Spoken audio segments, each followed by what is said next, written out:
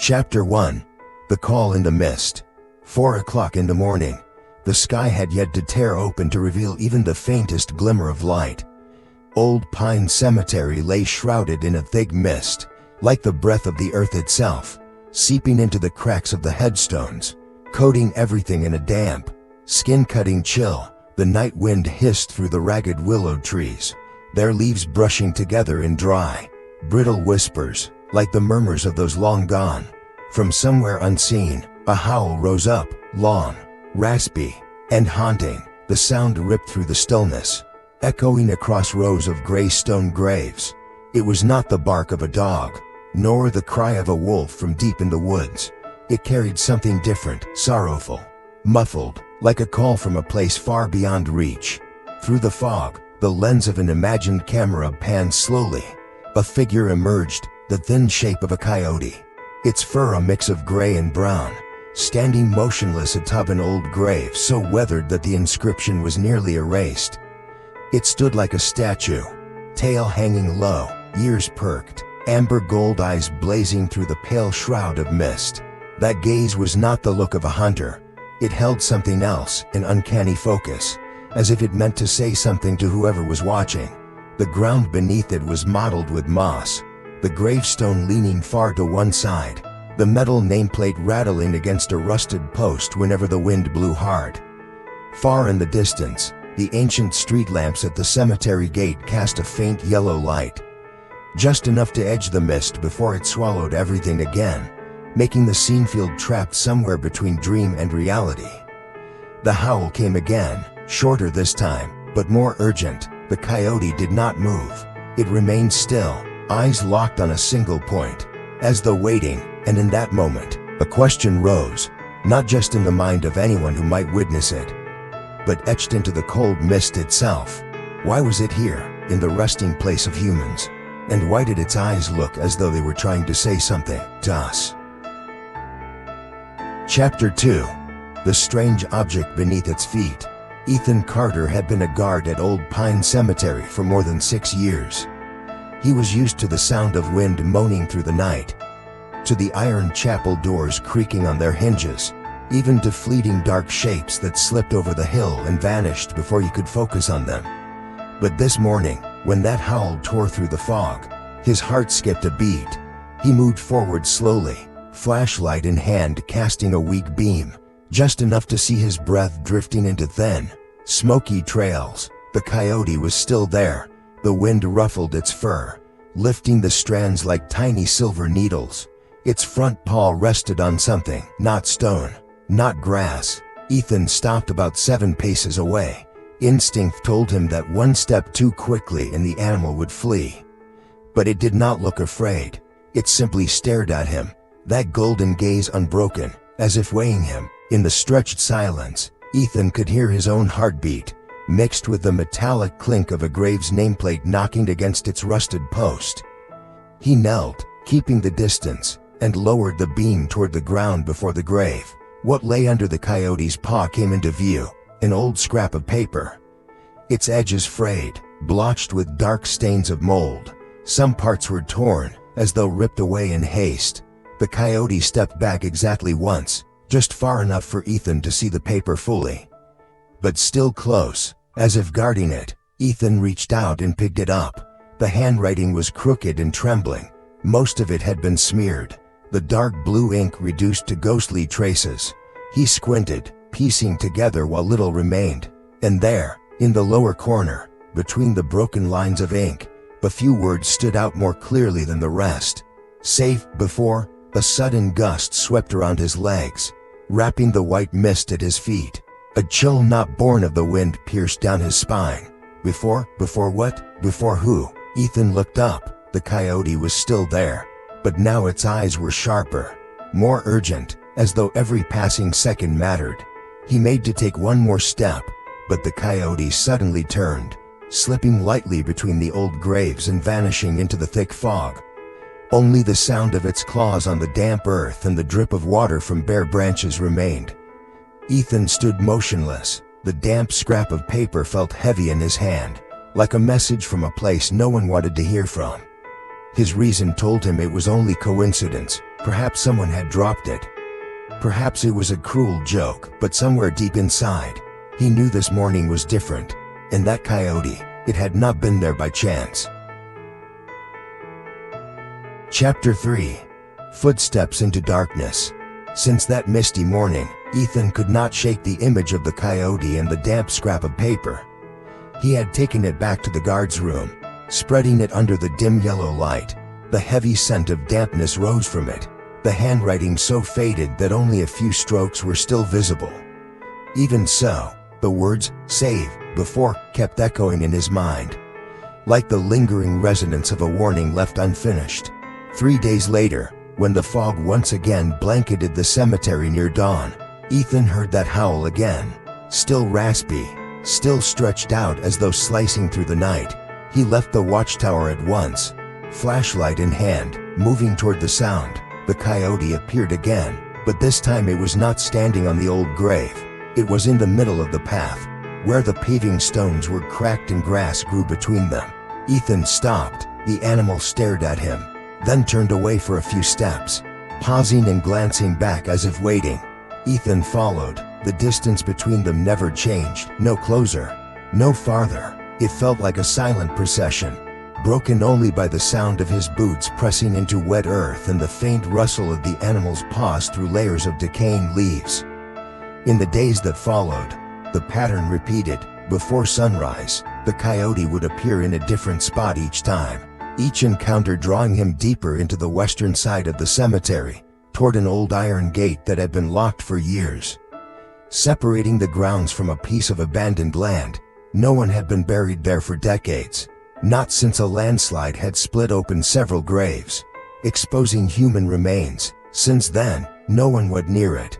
One morning, while following the coyote, Ethan noticed tracks pressed into the damp soil, not just the animal's prints, but another kind, deeper, wider, like a man's boot. They ran parallel for a short stretch, then disappeared into the fog-shrouded ground.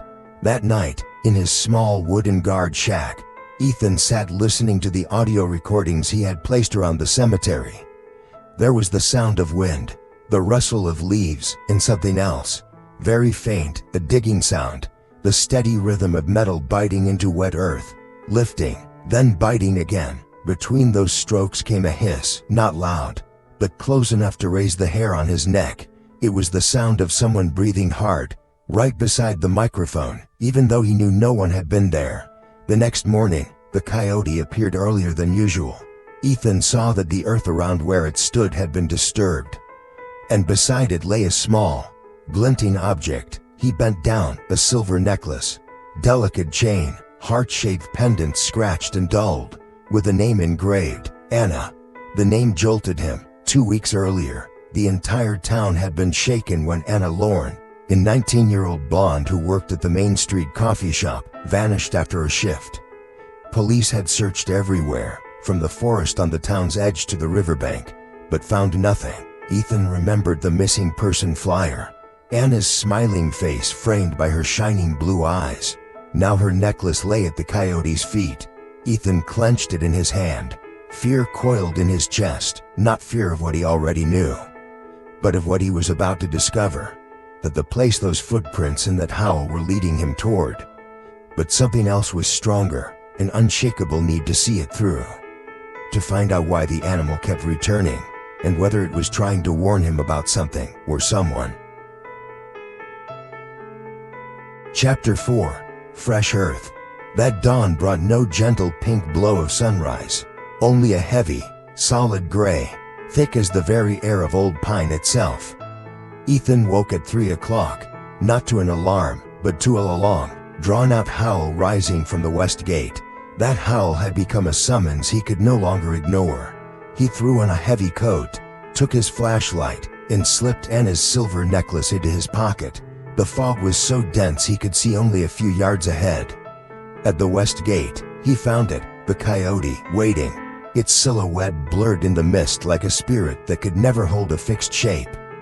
This time, it did not hesitate. The moment it saw Ethan, it turned and walked away, moving faster than before. Ethan followed close behind, the ground soft beneath his boots. tall grass brushing against his legs. They crossed the newer graves, stepped over a low, crumbling stone wall, and entered a part of the cemetery he had not set foot in once during his many years here, the abandoned section. Here, everything was different. Grass grew waist-high, gravestones leaned far over, their inscriptions worn down to faint scratches by time. There was no wind's moan as in the newer grounds, only a stillness so absolute it pressed down on the ears. Every footstep ringing hollow and alone. The Coyote stopped before a patch of bare earth, where the grass had been pushed aside to reveal a mound of soil darker than the ground around it. Ethan recognized the sign immediately. This was freshly turned soil. The ground had not yet compacted, still soft and slightly damp. His heart began to pound. No one had to tell him what to do. Dropping to his knees, he began to dig with his hands. His nails broke, dirt packed under his fingers. But he did not stop. The Coyote stayed at his side, its gaze fixed on him like an unseen sentinel. Minutes later, his fingers struck something harder than earth.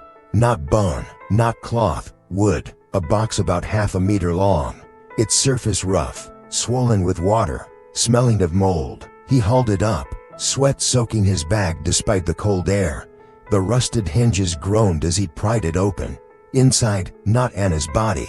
Instead, a chaotic collection of small objects, a pair of faded children's shoes, a broken comb, a scrap of floral fabric, an old shattered phone, several photographs worn almost blank. Ethan recognized the names from missing persons cases over the past decade, cases the town had never solved. He froze, hands trembling. This was not just a box. It was evidence in the communal grave of the last belongings of those who had vanished. But as he sat there, ready to take out his phone and call the police, another sound came from behind him, quiet but unmistakable, the crunch of footsteps in damp grass. Slow and measured, Ethan whipped around, instinctively switching off the flashlight. The fog swallowed most of his sight, but a figure was emerging, a tall man, walking with deliberate slowness, a long sack slung over one shoulder. With each step, the sack swayed, and from inside came the dull, heavy thud of something shifting. He did not breathe. The Coyote was gone, or had melted into the shadows to watch. The man approached the mound of fresh soil. Ethan backed away, sliding behind a leaning gravestone, pressing himself flat to the ground. The man knelt, dropping the sack onto the mound. The sound of rope scraping against fabric followed. Ethan realized that inside the sack was a human body, small enough to be a woman or a teenager. The man took up a shovel and began to dig, just like in the recordings Ethan had heard. Every strike of metal into soil matched the pounding of Ethan's heartbeat. He held his breath, eyes locked on every movement. Then, suddenly, a howl cut through the mist. Close this time, but it was not the usual call. It was a low, growling warning. The man froze, head snapping up, eyes darting. Through the fog, the Coyote appeared, silent, standing just at the edge of the pale glow, its ember eyes blazing. The man cursed, scanning the darkness, then bent to dig faster. But a second howl answered, closer still, echoing as though from many directions at once. Ethan did not understand how, but his heart knew. This was the moment when everything would change. He gripped his phone, preparing to crawl out and call the police, knowing that this would be a memory seared into his mind forever, the moment he saw both the truth and the strange, unbreakable connection between a wild animal and a truth buried for years. Chapter 5. The Final Look. When the wail of police sirens rolled through the heavy fog, the abandoned section of the cemetery lit up with flashing red and blue.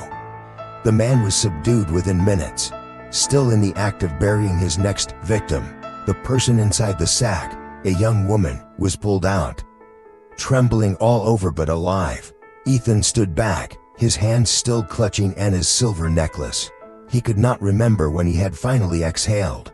Everything felt like a cold dream, the metallic clink of handcuffs, the thud of police boots on wet grass, the sharp crackle of radio static, and at the edge of the light, where the fog had yet to be pierced, stood a slim figure, the Coyote. It remained perfectly still, as if it had only ever been a witness from beginning to end.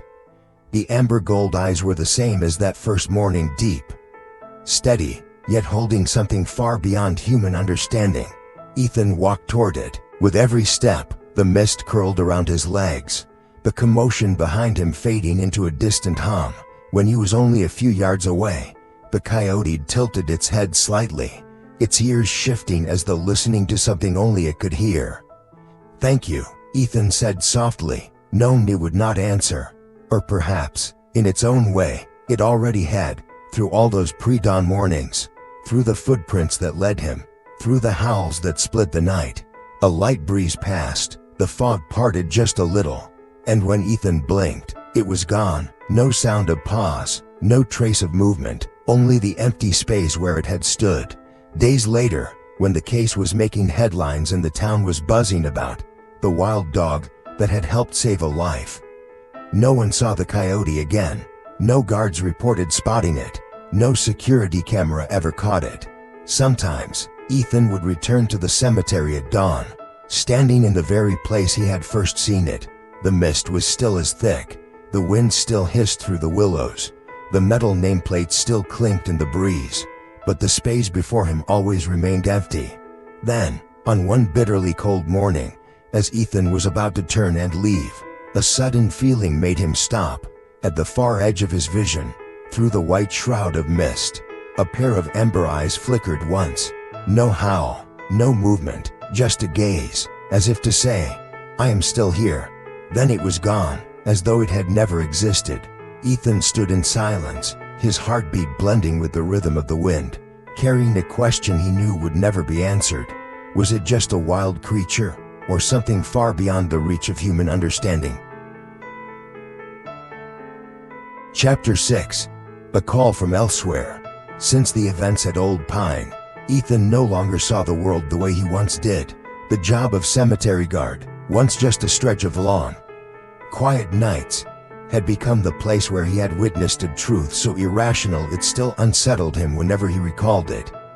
He began noticing small details he used to overlook: the slow wing beats of a lone crow against a gray sky, the faint claw marks left in the earth after rain, the look in the eyes of a deer at the forest's edge before it slipped away. Each one, in some way, brought the coyote back to his mind. Once, sitting alone in the watchtower, he thought about that night. Without it, he never would have followed the tracks, never would have found the silver necklace, never unearthed the wooden box, and perhaps that young woman would have been buried in silence, like those before her. Ethan had never believed in the supernatural, but now, he could not deny that salvation sometimes came from sources no one expected. A howl in the mist, a quiet gaze that seemed to know more than any person searching for the truth. He realized that the boundary between species was not as rigid as people imagined. Compassion, the instinct to protect, or simply the awareness of right and wrong, they existed in many forms, sometimes stronger than human reason itself. One winter morning, Ethan returned to the old mound of earth, the spot where he had once dug with his bare hands. Grass had grown back, lush and green, hiding all signs of what had happened there. He stood for a long time, not waiting for anything, only listening. The air still carried the damp scent of soil. The fog still curled around his boots. And then, for a fleeting instant, he thought he saw it, at the border where the fog began, a flicker of amber eyes. A glance so brief, yet enough to remind him that some connections exist beyond comprehension, yet remain real, guiding and saving. Ethan gave a small nod, as if sending his thanks into the empty space before him. The coyote did not need to return. It had done what it came to do. The story ended there, not with gunfire, not with a neat explanation, but with the understanding that sometimes the best things come from where you least expect. A pair of golden eyes glimmered in the mist, then faded away.